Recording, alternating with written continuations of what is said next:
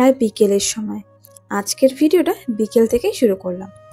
নমস্কার বন্ধুরা, আমি দিয়া নতুন একটি ব্লগ ভিডিওতে তোমাদের সবাইকে জানাই অনেক অনেক স্বাগত।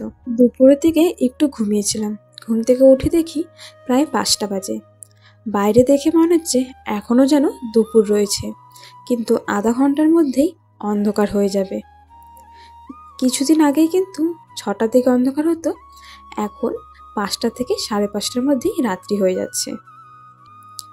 আমি জামা কাপড়গুলো ঘুমানোর আগেই উঠিয়েছিলাম, কারণ এই জামা কাপড়গুলো কিন্তু আজকের নয়, কালকের 2-1টা জামা কাপড় পরশু দিনেরও রয়েছে। তো আজকে এগুলো সব শুকিয়ে গিয়েছে, তেমন একটা রৌদ্র ওঠে না, আর গরমও এখন একদমই নেই বললেই চলে। তো এখানে আমার এবং সবার জামা কাপড় আছে, যার যার জামা কাপড় আমি সেখানে গিয়ে দিয়ে আসবো। আর আমার জামা কাপড়গুলো আমি এখন শোকেসের মধ্যে রেখে দেব। দেখতে দেখতে সব কাজগুলো করে নিয়ে আমি ঘর ঝাড়ু দিয়ে দিয়েছিলাম, আর উঠানটাও ঝাড়ু দিয়ে নিয়েছিলাম। এরপর ফ্রেশ হয়ে চলে এলাম ঘরে, কারণ সন্ধে হয়ে গিয়েছিল, সন্ধেবাতি দিতে হবে, সেই কারণে আজকে ধূপ জ্বালাবো।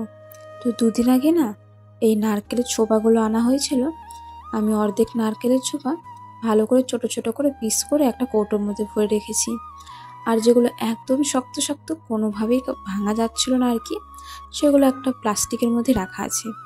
এগুলো যখন শেষ হয়ে যাবে সেগুলো আবার রোদ্রে দিয়ে ভালো করে একদম ছোট ছোট করে পিস করে নেব।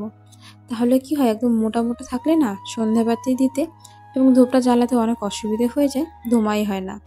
সেই কারণে ছোট ছোট করে রেখে দিয়েছি, এতে কিন্তু অনেকটাই কাজ এগিয়ে যায়। সন্ধ্যার সময় এগুলো করব, তার থেকে ভালো আগে থেকেই করে রাখি, সন্ধ্যাবাতি দেওয়ার সময় কোনো অসুবিধাই হবে না। তো ঘরের সন্ধ্যাবাতি দেওয়ার পর আমি চলে গিয়েছিলাম বাইরে।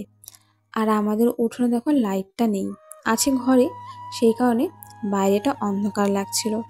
কিন্তু প্রদীপটা দেওয়ার পর সম্পূর্ণ উঠোনটা একদম আলো হয়ে গিয়েছিল।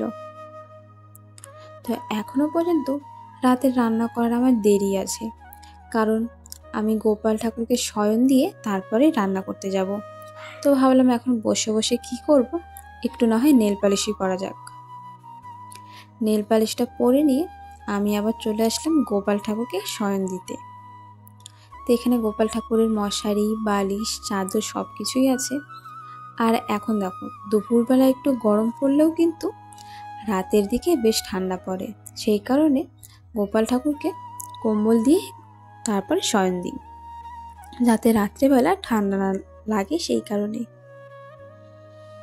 তো এখানে আমি গোপাল ঠাকুরকে শয়ন দেওয়ার পরে চুলটা বেনি করে নিলাম, কারণ রাত্রেবেলা খাওয়া দাওয়া করার পর আর একদমই ইচ্ছে করে না যে চুলটাকে বেনি করি। দেখতেই পারছো চুলের অবস্থা খুবই খারাপ, দিন দিন চুল উঠে যাচ্ছে, একদিন না টাকলুই হয়ে যায়। তারপরে আমি চলে আসলাম রান্নাঘরে, কারণ রাতের রান্না করতে হবে। এদিকে ভাত বসিয়ে দিয়েছি, তার পাশে বসিয়ে দিয়েছিলাম সবজি। তো আজকে রাত্রে রান্না করেছিলাম মাছের তরকারি। কার কার মাছ ভাত ভালো লাগে কমেন্টে অবশ্যই জানিও। চলো বন্ধুরা, আজকের ভিডিওটা এখানেই শেষ করছি, দেখা হবে নতুন ভিডিওতে।